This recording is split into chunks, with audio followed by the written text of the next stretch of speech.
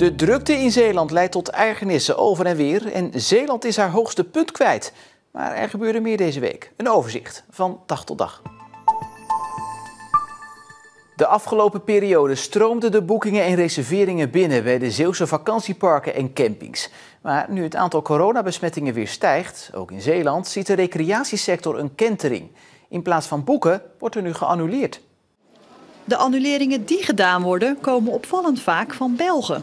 Dus op dit moment zien we in België dat het aantal besmettingen aan het oplopen is. En dat heeft wat gevolgen voor ondernemers die er zijn. Met name in de horeca, dat mensen hebben een reservering gemaakt om bijvoorbeeld te komen eten. Daar zien ondernemers dat er wat meer geannuleerd wordt.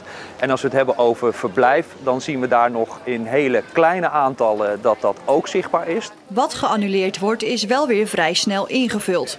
Maar het is goed mogelijk dat het aantal annuleringen de komende tijd verder toeneemt.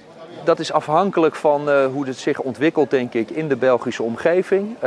En ook hoe de Zeeuwse besmettingen natuurlijk ontwikkelen. Tot op dit moment zien we volgens mij dat het allemaal nog goed beheersbaar is.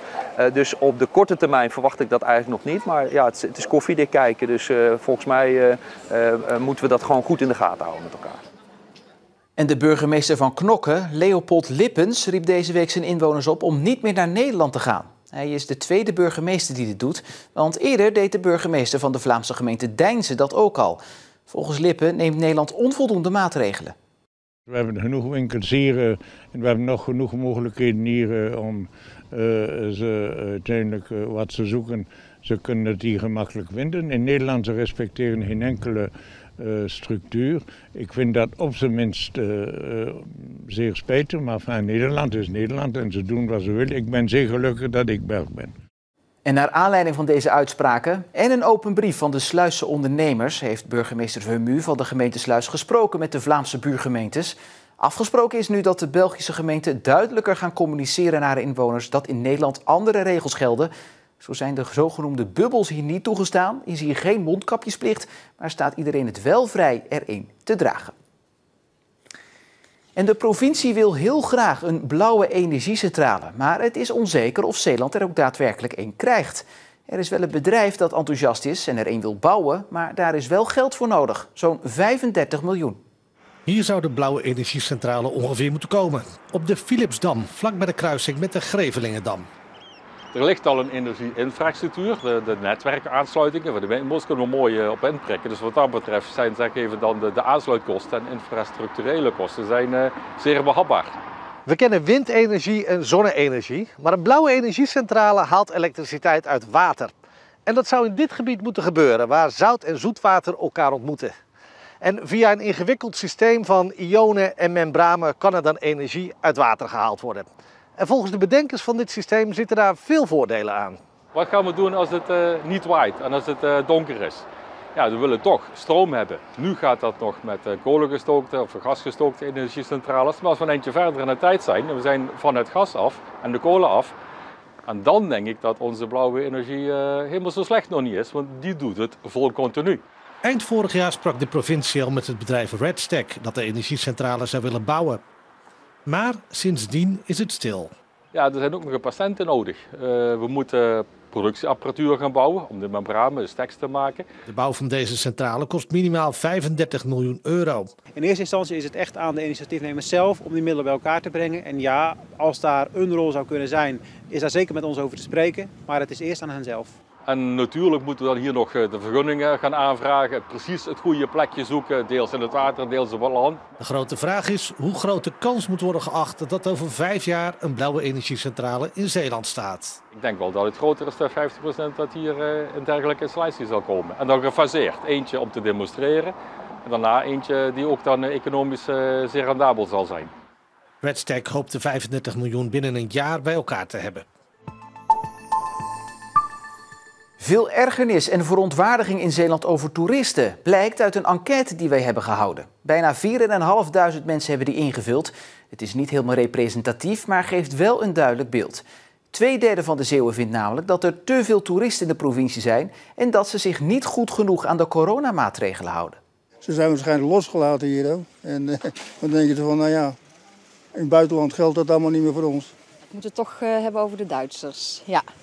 Die gaan hier bijvoorbeeld ook met hele gezinnen de winkel in. En als het moet, dan nemen ze met z'n zessen allemaal een karretje. De winkel is niet zo groot en ze staan maar een beetje om zich heen te dralen. Laten het karretje staan en gaan vervolgens toch nog aan de loop. Ja, ik erger me eraan. Ja.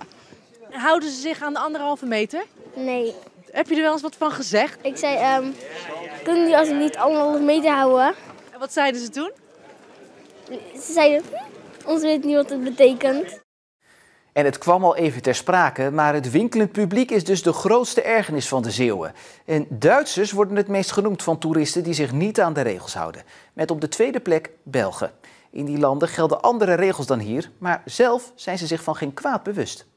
Weet u wat precies de Nederlandse regels inhouden? Heeft u zich daar op voorhand in verdiept? Ja, ik houd de regels in van België. Dus ik denk dat dat ongeveer dezelfde regels zijn. Minder streng, denk ik wel. Ich denke, in Deutschland muss man ja in den Supermarkt mit einem Mundschutz gehen. Das ist hier anders und das macht die Leute vielleicht ein bisschen leichtsinniger. Ja, dass man dann schneller denkt, ja, es ist ja hier nicht nötig, dann lässt man auch die anderen Regeln vielleicht schneller. En wat in de enquête ook naar voren kwam, was dat Zeeuwen willen dat er meer gehandhaafd en bekeurd gaat worden. En als het ergens druk is, dat mensen dan meer verspreid moeten worden. En door de drukte in de provincie en ondanks de coronacrisis hebben 1 op de 5 bedrijven in de recreatiesector moeite om genoeg personeel te vinden. Dat blijkt uit onderzoek van het kenniscentrum Kusttoerisme. Door de huidige drukte is het personeel bijna niet aan te slepen. Toch kwam uitzendbureau Randstad onlangs met een omscholingsadvies voor horecapersoneel. Onzin, zeggen ze hier in Zeeland. Omscholen voor horecapersoneel alsjeblieft niet, want we hebben ze keihard nodig de komende jaren. Voorlopig zijn er voldoende baantjes in ieder geval en misschien meer baantjes dan goede werknemers. Ik denk eerlijk gezegd dat de jongens en meiden die vandaag de dag in de horeca werken en die een horecahart hebben, dat die ook in de horeca willen blijven werken. Nee, in Zeeland zijn ze nog niet overtuigd van het nut tot omscholen van het horecapersoneel. Zoals landelijk wordt aanbevolen door Randstad Uitzendbureau. Door de coronamaatregelen zijn er misschien minder klanten, maar er is toch meer werk. Wat je ziet is dat er veel meer werkzaamheden nodig zijn. Veel meer schoonmaak bijvoorbeeld. Elke plaats waar een gast gezeten heeft, als ze opstaan, moet de stoel weer schoongemaakt worden, de tafel weer. Dus overal voor dat soort extra handelingen is extra personeel nodig. We ontvangen de mensen aan de poort. We stellen een aantal vragen rondom de gezondheid. We laten de handen ontsmetten. Het ontbijt bijvoorbeeld hebben we nu 3,5 keer zoveel mensen voor nodig als voorheen. Medewerkers. Het tekort aan personeel was voor corona al hoog. Nu er volgens het UWV veel werklozen bijkomen in de horecasector, zou dat inhouden dat er voldoende mensen beschikbaar zijn. Maar dat blijkt niet overal het geval te zijn. Ik hoor het overal wel dat het nu toch weer een probleem is om weer goede mensen te krijgen. En vooral goede mensen. Je hebt hotels die zeggen, ik heb medewerkers over, want ik heb nog niet voldoende gasten in huis. En je hebt bedrijven zoals het onze, die al meteen 100% vol zaten eigenlijk. Die gewoon echt nog heel veel goede medewerkers kunnen gebruiken. Ze hebben een aantal vacatures openstaan, maar die nog steeds onvervuld zijn gebleken. Inmiddels ziet ook uitkeringsinstantie UWV dat doordat de toeristenstroom weer op gang komt, de werkloosheid in de horeca rap afneemt. En legt daardoor de aanbeveling van Randstad tot omscholing naast zich neer. Wij zien dat bedrijven staan te springen om horecapersoneel, ondanks de coronaperikelen. En adviseren dus zeker niet actief tot omscholing uit die sector. Werk genoeg dus, maar de ondernemers houden wel een slag om de arm als het gaat over de toekomst. Laten we ook heel eerlijk zijn, het merendeel van de bedrijven in de horeca bestaat gelukkig nog op dit moment. Ik denk dat de grote klap pas gaat komen in de winterperiode op het moment dat we de buffers die we in de zomer opbouwen nodig hebben. Het kan ook nog zijn dat er nog eens een lockdown komt. Ik hoop dat ze het dan anders aanpakken. En mocht dat zo zijn, ja, dan wordt het natuurlijk een drama. En dan snap ik wel van nou ga je omscholen. Het blijft dus afwachten of het advies van Randstad aan de Zeeuwse horecamedewerkers voorbarig is geweest. Zeeland moet 1 groot UNESCO-park worden, het Geopark Schelde-Delta. En al na deze zomer moet Zeeland daar klaar voor zijn. En moet aan alle voorwaarden zijn voldaan om zo'n UNESCO-keurmerk te krijgen. Het wordt dan een gebied waar de natuur en de geschiedenis van het landschap veel aandacht krijgen. Maar tegenstanders zijn bang dat Zeeland straks verandert in een reservaat waar niets meer mag. Het provinciebestuur wil dat Zeeland 1 groot UNESCO-park wordt. Het Geopark Schelde-Delta. Het is eigenlijk een keurmerk wat internationaal is. UNESCO is bekend vanwege de Werelderfgoedlijst. Dat is het niet, moet ik meteen zeggen. Er is geen beschermde status op een geopark. Maar het geeft wel de mogelijkheid om internationaal te laten zien in wat ongelooflijk uniek gebied we wonen en leven.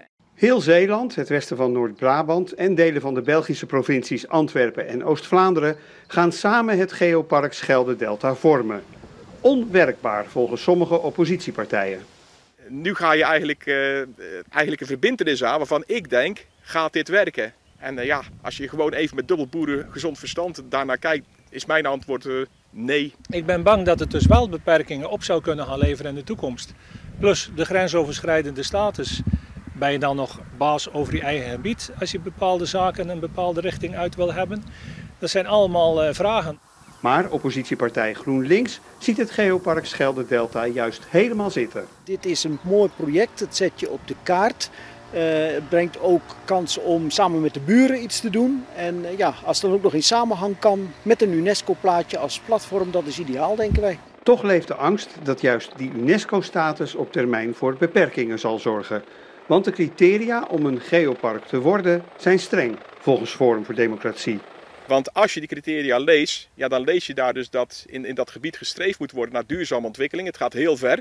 Dus wat betekent dat bijvoorbeeld voor onze industrie? En in 2023 beslist UNESCO of het geopark er ook daadwerkelijk komt of niet. Bij de vraag wat het hoogste punt van Zeeland is, antwoorden veel mensen de Lange Jan in Middelburg of de televisietoren in Goes. Maar het goede antwoord is de schoorsteen van de vroegere kolencentrale van EPZ. Maar niet lang meer, want van de week is begonnen met de sloop van de schoorsteen. De schoorsteen is 175 meter hoog en de ontmanteling ervan gaat met een grote kraan, met eraan een soort schaar. Het is een klus die wel even gaat duren. Als hij helemaal verdwenen is, dan zijn we zeker 2 maanden zijn we verder. Met deze opstelling, zoals die hier staat, denken we 4-5 weken nodig te hebben om hem in ieder geval 100 meter te laten zakken. De kolencentrale is al sinds 2015 dicht en wordt in delen afgebroken. Meestal worden constructies zoals de schoorsteen tot ontploffing gebracht. Maar dat gaat in dit geval niet. Dat is überhaupt geen optie geweest hier. De schoorsteen die staat feitelijk tussen de installaties in. Wel een gedeelte van die installaties wordt gesloopt, maar daarbuiten zitten nog een aantal kantoorgebouwen. En hier aan onze linkerkant staat ook een hoogspanningslijn. Dus het laten vallen, dat is, met explosieven, dat is uitgesloten. Als de schoorsteen plat ligt, is met 137 meter hoogte de televisietoren in Goes het hoogste punt van Zeeland. In Vlissingen is een dode gevallen na een explosie en een brand in een flatgebouw. 5 mensen raakten daarbij gewond en 20 bewoners moesten vanwege de brand hun huis verlaten. Om 8:15 was er eerst een enorme knal te horen in het flatgebouw aan de Hogeweg. Gevolgd door een brand. Door de brand zaten verschillende bewoners vast in een appartement en moesten worden gered door de brandweer.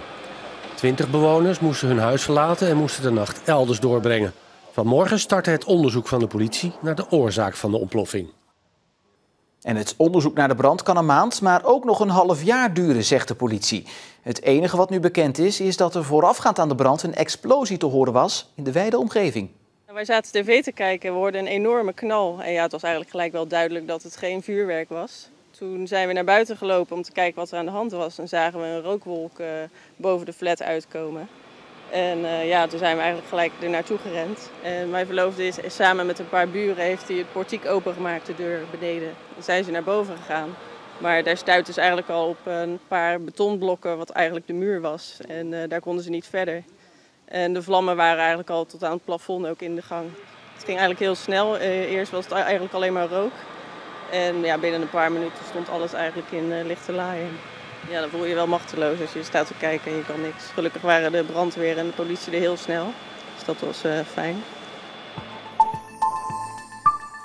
De provincie wil de nieuwe natuurvergunning voor Brouwerseiland afwijzen. Bij de bouw van de eilandjes en huizen komt te veel stikstof vrij, schrijft de provincie.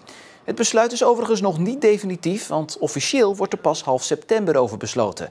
En dit nieuws komt een week nadat het gemeentebestuur van Schouwen-Duiveland liet weten de vergunning voor Brouwerseiland opnieuw in behandeling te nemen, omdat die is gewijzigd. Maar wethouder Jacqueline van Burg ziet door de beslissing van de provincie nog geen problemen ontstaan. dit moment. Het is een voornemen tot weigering. En iedereen mag daar weer een zienswijze op indienen, ook Brouwerseiland. Dus ik denk dat ik nu op de zaken vooruit moet lopen en vooral moet afwachten wat het definitieve besluit wordt. Het was voor het eerst sinds tijden warm, tropisch warm. En dat zorgde voor drukte op de stranden en de wegen daar naartoe. En die drukte begon al vroeg, want om 10 uur vrijdagmorgen was de vertraging op de A58 al opgelopen tot 1,5 uur om Zeeland in te komen. En ook op de N-wegen liep het aardig vol met de nodige vertragingen. En die drukte was ook goed te zien op de strandwijzer van de gemeente Veren. Die wijzer houdt de drukte bij op de stranden en adviseert een ander strand te kiezen mocht het te druk zijn. In de ochtend kleurde de Walcherse kust oranje, dus was het druk bezet. Maar in de middag was de kust knalrood. Te druk dus. Dat kwam volgens de gemeente ook door het tij. Door vloed werden de stranden natuurlijk smaller en hadden de strandgangers minder plek om te liggen. In de middag was er gelukkig weer wel wat meer ruimte. En ook de strandwachten hadden een drukke dag. Drukker dan normaal, want de wc's moesten vanwege corona ook extra worden schoongemaakt. Het toilet moet extra schoongemaakt worden. Ja, dat soort dingen, dat neemt extra werk met zich mee. En ja, dan heb je sowieso een goede capaciteit aan mensen nodig om dat te realiseren. In die zin zitten we echt op een maximum aan bezetting nu. En dan zitten we hier op Domburg met 15, 16 mensen op dagbasis. En hoe verloopt de dag vandaag? Zijn er nog geen gekke dingen gebeurd? Tot nu toe gaat het heel goed. Dus ik ben heel optimistisch over hoe het loopt vandaag. En het is nu wel afgaand water, dus het strand wordt ook steeds iets groter. Mensen krijgen wat meer ruimte. Eind van de dag worden mensen moe, dus dan krijg je weer dat toch wat kinderen kwijt gaan raken. Dus dan moeten we daar wellicht weer achteraan. Maar voorlopig zie ik geen reden om zorgen te maken. Maar ondanks de waarschuwingen om drukke plekken te vermijden, vonden de strandgangers het verantwoord om wel naar het strand te gaan. Het merendeel vond het weer een uitgelezen kans om voor het eerst sinds tijden weer naar de kust te komen. Vindt u het niet te druk? Ik ben het strand niet gewoon, dus ik vind het wel meevallen eigenlijk met de drukte. Zo in de verte kijk valt het wel mee. Wellicht de mensen die bij elkaar staan zijn familie waarschijnlijk, maar voor de rest valt het wel mee, vind ik. Ik vind dat ze het redelijk aan de regels houden, de mensen hier. Heeft u niet last gehad van de drukte op de weg? Nee, om 7 uur was er nog niks op de weg. Maar toen ik inderdaad in de buurt van Goes was, heb ik wel op de radio gehoord dat er file was tussen Bergen op Zoom en de weg naar Zeeland. Met 15 minuten tot 20 minuten vertraging. Maar als je op tijd weggaat, dan komt niks tegen. Hè? Vond u dat de 1,5 meter afstand toch wel gewaarborgd kon worden? Wel en niet. Ja, wel en niet. Ja. Sommige mensen houden ze er wel aan, maar sommige mensen ook wel niet natuurlijk. Maar, voelde u onveilig? Nee, dat niet. Nee. Rijkswaterstaat vond het uiteindelijk te druk en waarschuwde via matrixborden dat de stranden vol waren. Maar de veiligheidsregio vond het allemaal wel meevallen. Met 650 kilometer aan kustlijn was er volgens de VRZ nog wel ergens een rustig plekje te vinden waar nog voldoende afstand kon worden gehouden. En tot zover voor nu. Geniet nog van uw avond en tot morgen.